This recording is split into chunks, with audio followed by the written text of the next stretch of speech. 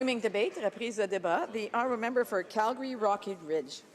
Thank you, Madam Speaker, and I wish to thank the member from Glanbrook, also the members from London, Middlesex, London, and Calgary Shepherd as well, for the excellent speeches that they have delivered in support of my motion. I thank those members very much.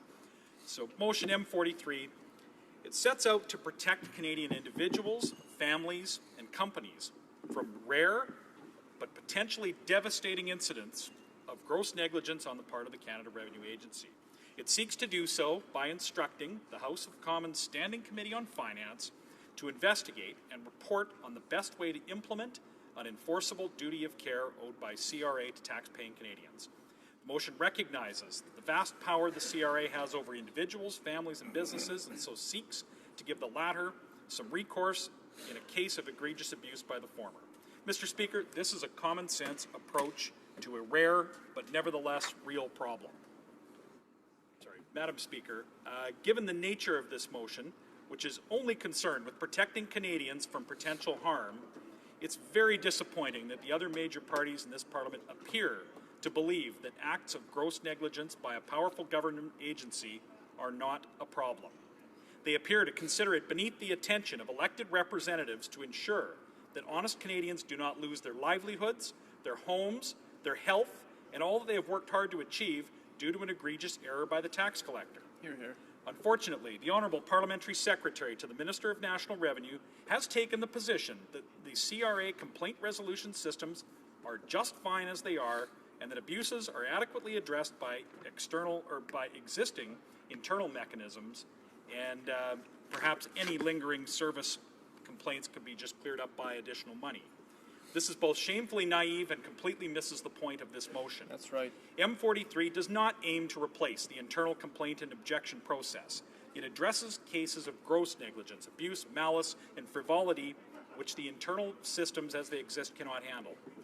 Neither I nor my motion cast aspersions on CRA's internal objection and redress mechanisms, nor do I or my motion deny the good work done by the dedicated and professional employees of the CRA.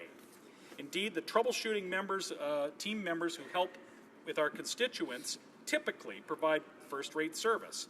But even if they can help correct issues for the most part between CRA and constituents, they cannot order redress for ruined lives when rarely, but nevertheless, when it does happen, when we have cases of gross negligence.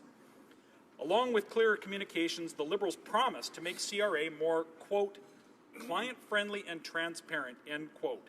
Yet they appear opposed to a measure to keep the tax collector accountable to the taxpayer. What could be more client-friendly than enshrining in law a duty of care requiring CRA to consider Canadians' interests? Liberals talk about improving the tax-paying experience, but when we give them a gift-wrapped opportunity to keep their own election promise to do so, the Parliamentary Secretary calls it a solution in search of a problem.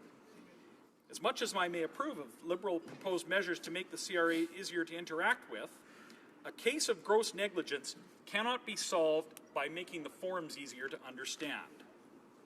Equally disappointing, Madam Speaker, are the statements made by members of the NDP. They claim to be defenders of ordinary Canadians, and yet they can always be counted upon to put the interests of public employees ahead of the interests of members of the Canadian public.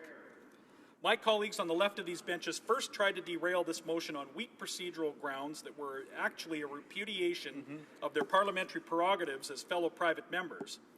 Then, the members of the member that spoke earlier, as well as the member from Jonquière who spoke in April, and shamefully also now the member from Winnipeg North, attacked this motion by mischaracterizing it as an attack on government workers, when this motion is simply an accountability measure to protect Canadians.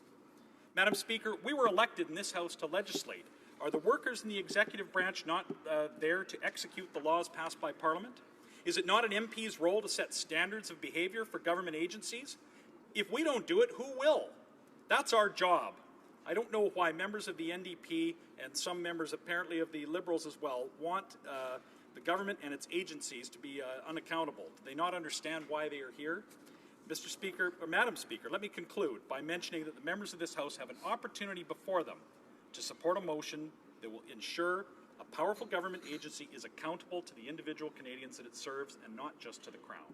They can fulfill the aspirations contained in the taxpayer's Bill of Rights and ensure that a Canadian taxpayer can be made whole when they become a victim of gross negligence. Thank you, Madam Speaker. Well done.